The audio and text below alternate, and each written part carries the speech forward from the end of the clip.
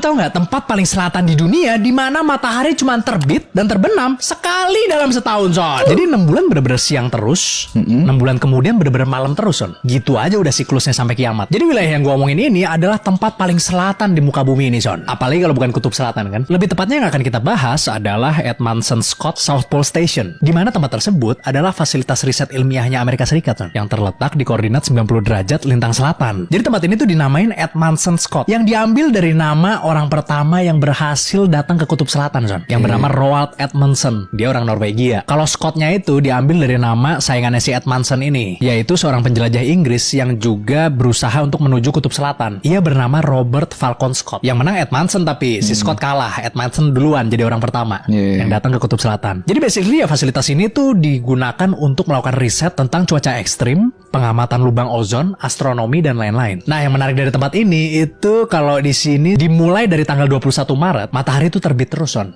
selama sekitar 6 bulan. Lalu di tanggal 23 September, mataharinya baru terbenam. Habis itu malam terus dia tuh selama 6 bulan, Son. Walaupun ketika lagi malam itu masih ada senjanya, jadi nggak benar-benar gelap total terus. Kondisi ini tentunya sangat berbahaya ya bagi manusia. Karena kalau misalnya siang terus, yang pertama nih, kita jadi susah tidur, Son. Karena matahari kan selalu di langit. Tapi untungnya ini udah mereka akalin pakai lampu khusus yang diatur otomatis buat simulasi malam hari. Tapi tetap, biasanya orang bakal lebih stres karena ya mereka merasa harus aktif dan kerja terus. Orang masih siang kan, namanya bayi apa tidur siang. Tapi ya masih enak lah, soalnya kalau siang suhunya relatif lebih hangat lah gitu kalau dibandingin sama malam. Soalnya di sini, Son, kalau malam suhunya tuh bisa mencapai minus 70-an derajat Celcius, Son. Dinginnya kayak apa coba itu? Kalau lagi siang aja, para ilmuwan ini tuh kalau misalnya mau keluar, bener-bener pakai layer bajunya tuh banyak banget. Sepatunya sampai 2 lapis dan sarung tangannya tuh tebal banget, Son. Terus karena malam terus, Son, tentunya tubuh kekurangan vitamin D dong. Jadi bikin lemes dan imun bisa jadi drop juga. Dan yang paling parah nih, Son, ada yang namanya winter over syndrome, di mana orang yang terkena ini itu akan mengalami insomnia, depresi, kehaluan, dan masih banyak lagi deh pokoknya. Terus karena cuacanya tuh parah banget, biasanya kalau malam hari itu pesawat tuh nggak bisa datang, Son, dengan tersuplai. Terus kalau malam terus dan siang terus gimana cara ngatur waktunya dong? Nah, ini menarik nih. Jadi mereka ngikutin time zone-nya New Zealand. Kenapa bisa gitu? Karena semua supply baik itu bentuknya makanan, komunikasi, atau pesawat itu datangnya dari Christchurch, New Zealand, Son, pasti. Jadi ya untuk mereka menyamakan dengan waktu dunia, mereka pakainya ya New Zealand Standard Time. Gue juga pernah nonton salah satu video TikTok dari orang yang tinggal di Edmundson Scott Station ini, Son. Dan dia bilang bahwa waktu itu adalah ukuran yang dibuat oleh manusia. Karena ketika manusia turun ke bumi, manusia tuh selalu berusaha untuk mengukur segalanya dengan angka. Maka dari itu terciptalah yang namanya waktu. Tapi kalau waktu di sini itu hanya sesuai kesepakatan aja, Son. Jadi ya mereka nggak punya zona waktu sendiri gitu yang pasti kayak negara-negara lainnya. Soalnya jam 12 siang di sini itu bukan berarti matahari lagi persis di atas kepala dan lagi panas-panasnya itu, Son. Belum tentu. Bisa aja jam 12 siang di sini, tapi kenyataannya malam gitu katanya, Son.